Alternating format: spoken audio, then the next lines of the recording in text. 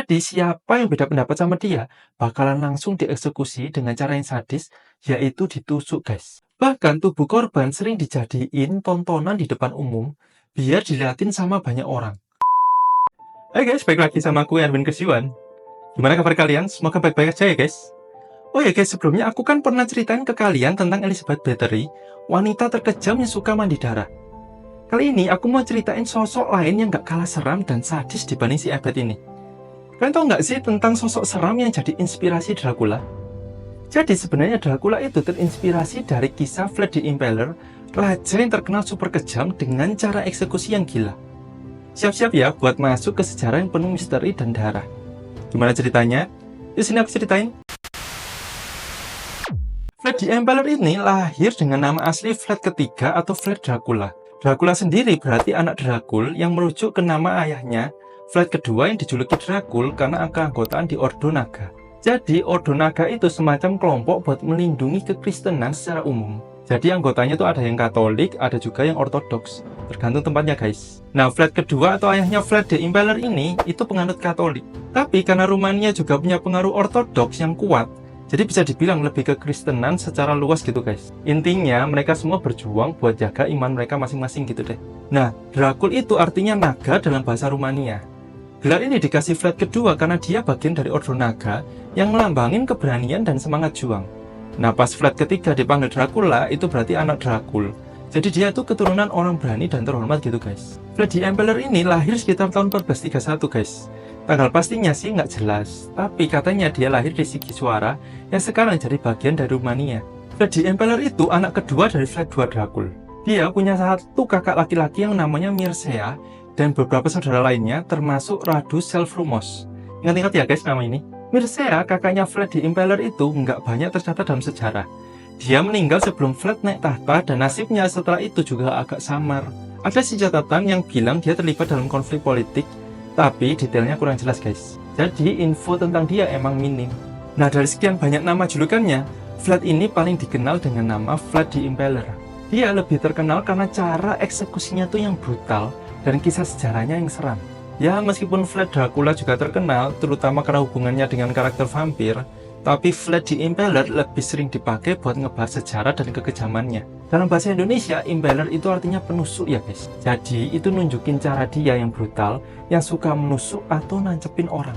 Makanya Vlad the Impaler terkenal banget karena metode eksekusinya yang gila-gilaan. Oke, sabar ya guys, nanti aku jelasin. Vlad ketiga ini naik tahta untuk pertama kalinya pada tahun 1448 setelah ayahnya Vlad kedua dibunuh pada tahun 1447. Jadi meskipun kematian ayahnya membuka jalan bagi Vlad untuk berkuasa, ia itu baru resmi ngambil alih tahta setahun kemudian. Setelah ayahnya meninggal, banyak rival yang juga pengen duduk di tahta. Jadi Vlad tuh harus berjuang dulu buat dapat dukungan dari bangsawan dan orang berpengaruh lainnya. Dia perlu waktu buat nego dan dapat legitimasi, makanya baru bisa ngambil alih tahta setahun kemudian. Jadi meskipun kematian ayahnya jadi faktor utama, dia tuh masih harus melewati banyak halangan guys. Vlad the Impaler itu menikah sama seorang wanita yang namanya Ilona atau Jelena, tapi detailnya agak samar. Bahkan guys, ada juga sumber yang nyebutin kalau istri Vlad the Impaler itu namanya Justina Silagi, yang emang dari keluarga bangsawan guys. Tapi info tentang kehidupan pribadi Vlad itu agak minim dan seringkali nggak jelas. Jadi meski banyak yang bilang Justina adalah istrinya, rincian tentang pernikahan mereka dan kehidupan keluarganya itu nggak selalu konsisten. Tentang tahun pernikahannya itu juga nggak jelas guys. Tapi Vlad the Impaler menikah setelah menjadi raja. Jadi istrinya bisa dibilang ratu, meskipun laki-laki ya guys, nggak ada banyak informasi tentang gelar resminya. Mereka juga punya beberapa anak, tapi jumlah pastinya juga nggak banyak yang tahu. Anak-anak Vlad nggak meneruskan tahta secara langsung guys, karena setelah kematian Vlad, Wallachia mengalami banyak perubahan dan konflik politik. Beberapa anaknya terlibat dalam politik, tapi nggak ada yang benar-benar ngambil alih tahta seperti ayahnya. Sekarang kita bahas gimana masa kejayaan Vlad the Impaler ya. Vlad the Impaler memerintah Wallachia selama sekitar 6 tahun guys. Vlad the Impaler naik tahta pertama kali pada tahun 1448 di usia sekitar 17 tahun. Kemudian dia naik lagi pada tahun 1456 di usia 35 tahun sampai usia 41 tahun. Terakhir, Vlad ini memerintah pada tahun 1476 di usia 45 tahun. Meskipun pemerintahannya kali ini sangat singkat guys. Tapi kisahnya itu nggak sesimpel itu. Jadi gini kronologinya ya guys. Vlad kedua Dracul, ayahnya si Vlad ketiga ini meninggal pada tahun 1447. Vladislav II naik tahta pada tahun yang sama, tahun 1447, dan memerintah hingga tahun 1457. Nah, Vlad the Impaler ini atau Vlad ketiga pertama kali naik tahta pada tahun 1448, tetapi digulingkan pada tahun yang sama, guys. Radu Selvrumos, adiknya Vlad ini, juga berkuasa dalam periode ini karena mendapatkan dukungan dari Ottoman. Vlad the Impaler kembali naik tahta untuk kedua kalinya pada tahun 1456 dan memerintah hingga 1462. Setelah periode tersebut, Vladislav II kembali berkuasa, tetapi kekuasaan sering berpindah tangan karena konflik internal. Vlad the Impaler naik tahta untuk ketiga kalinya pada tahun 1476, tetapi masa pemerintahnya sangat singkat, hanya berlangsung beberapa bulan aja, guys. Setelah itu, si Vlad ini kehilangan kekuasaannya lagi. Nah, tadi kan katanya Vlad the Impaler naik tahta yang kedua di tahun 1456. Kok Radu dan juga Vladislav II ikutan jadi penguasa sampai tahun 1457? Mana yang benar? Jadi Radu dan Vladislav II ini memiliki kekuasaan yang tumpang tindih dalam konteks politik yang rumit. Tetapi Vlad the Impaler memang kembali berkuasa tahun 1456. Vlad the Impaler ini bisa naik tahta lagi di tahun 1456 karena dia berhasil dapat dukungan dari beberapa bangsawan dan juga bantuan dari kerajaan Hungaria. Dia nggak bunuh Radu atau Vladislav II secara langsung, guys. Tapi dia terlibat dalam banyak pertempuran yang buat merebut kekuasaan. Jadi, si Vlad ini ngelawan pasukan Ottoman dan para pendukung Vladislav II buat bisa kembali jadi raja. FYI ya guys, Vladislav II itu pamannya Vlad the Impaler. Keduanya memiliki hubungan keluarga, tetapi juga merupakan pesaing dalam perebutan kekuasaan di Wallachia. Nah guys, kepemimpinan Vlad yang paling di-highlight sejarah itu di tahta yang keduanya di tahun 1456 sampai tahun 1462. Vlad terkenal karena beberapa hal. Yang pertama karena kekejamannya. Vlad itu memang dikenal brutal, sering banget pakai metode eksekusi yang menyeramkan, kayak penyiksaan dan penusukan, bikin dia ditakuti sama musuh. Vlad ini jadi penguasa yang haus darah banget, guys. Jadi siapa yang beda pendapat sama dia, bakalan langsung dieksekusi dengan cara yang sadis, yaitu ditusuk, guys. Makanya dia itu dijuluki sebagai Vlad the Impaler, yang artinya Vlad si penusuk. Jadi ditusuknya itu pakai tongkat kayu atau logam, dan ditusuk dari tubuh bagian bawah sampai tembus ke mulut atau bagian atas korbannya. Ini banget ya guys. Bahkan tubuh korban sering dijadiin tontonan di depan umum biar dilihatin sama banyak orang. Kedua, Vlad dikenal karena pertahanannya dari Ottoman. Vlad the Impaler itu benar-benar berjuang buat ngelindungin Wallachia dari serangan Ottoman. Dia ngatur strategi pertahanan yang keren dan ngelakuin banyak cara buat bikin benteng yang kuat. Intinya dia nggak mau wilayahnya itu jatuh ke tangan musuh. Jadi dia berusaha mati-matian buat ngejaga rakyat dan negaranya itu. Vlad the Impaler itu emang terkenal banget sama cara dia yang brutal, dan dia pun juga ngebunuh banyak tentara Ottoman. Beberapa sumber bilang dia tuh bisa ngebunuh ribuan orang, bahkan ada yang nyebut sampai 20.000 tentara, guys. Dan dia pun sengaja ngebuang mayat-mayatnya tuh di pinggir jalan buat nunjukin kekuatannya. Tapi angka-angka jumlah korban yang dia buang sering dibesar-besarkan. Jadi nggak selalu akurat, guys. Yang pasti dia benar-benar terkenal karena kekejamannya. Yang ketiga, pemerintahan Vlad itu juga terkenal karena reformasinya.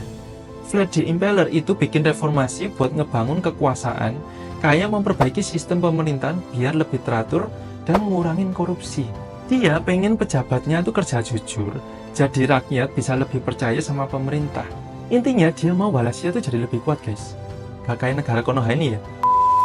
Terus yang keempat, pemerintahan Vlad ini juga terkenal karena terornya. Vlad the Impaler sering banget pakai teror buat bikin lawan politiknya takut dan ngendalin rakyatnya. Dia mau semua orang ngerti siapa yang berkuasa. Jadi dia nggak ragu buat nunjukin kekejaman biar orang pada patuh. Tapi nih guys, meski kepemimpinannya ini penuh kekerasan, banyak yang lihat dia berusaha melindungi wilayahnya dari ancaman luar.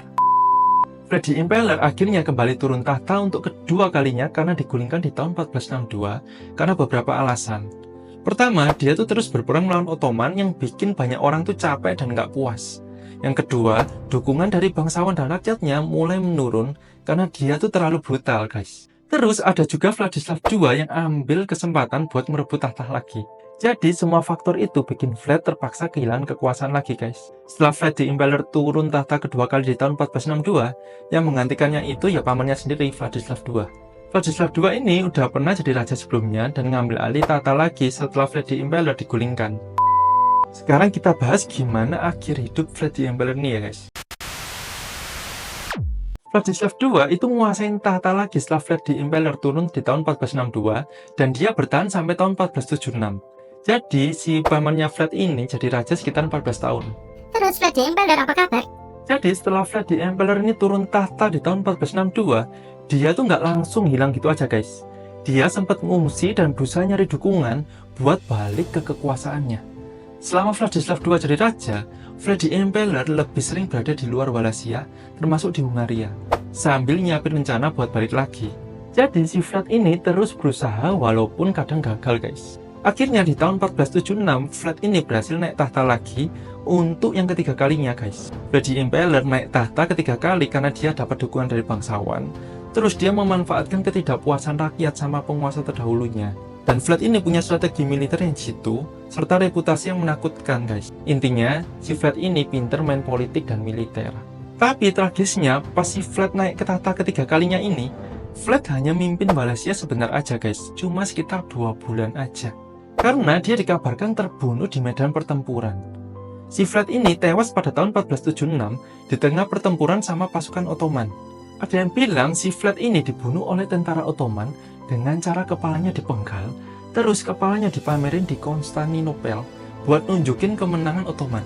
Tapi ada juga versi yang bilang kalau Vlad ini dibunuh oleh pengkhianat dari pasukannya sendiri. Intinya guys, dia tuh mati karena drama perang dan persaingan politik yang brutal.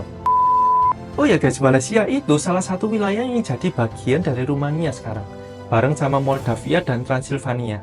Sebelum Rumania terbentuk, Wallachia itu kerajaan sendiri dengan sejarah dan budaya yang unik.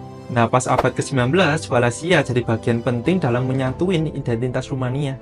Jadi hubungan Wallachia dan Rumania itu erat banget guys, karena Wallachia adalah salah satu dasar dari negara Rumania yang kita kenal sekarang ini. FYI ya guys, di Rumania, Vlad the Impaler sering dianggap sebagai pahlawan nasional. Walaupun terkenal kejam, dia dihormati karena berjuang melawan invasi Ottoman dan berusaha menjaga kemerdekaan Wallachia. Banyak orang Rumania lihat dia sebagai simbol keberanian dan perlawanan. Tapi pandangan ini bisa beda-beda tergantung siapa yang melihat dan dari sudut pandang mana. Fun fact ya guys, Vlad the Impaler jadi salah satu inspirasi utama buat karakter Dracula di novel Dracula karya Bram Stoker. Novel Dracula itu terbit tahun 1897. Si Bram ini ngambil banyak inspirasi dari Vlad the Impaler karena reputasinya yang serem dan kisah brutalnya. Dia juga nyampurin elemen dari mitos vampir yang udah ada. Jadi Vlad bukan cuma inspirasi langsung, tapi juga bagian dari vibe vampir yang lebih luas. Jadi gitu ya guys, kisah Vlad the Impaler, si penguasa brutal yang jadi inspirasi Dracula. Keren dan ngeri kan? Menurut kalian lebih ngeri mana? Vlad the Impaler atau Elizabeth Bathory? Terus di komen ya. Jangan lupa klik like, share, dan subscribe channel ini biar kalian nggak ketinggalan video-video lainnya. Sampai jumpa di video berikutnya guys. Bye-bye.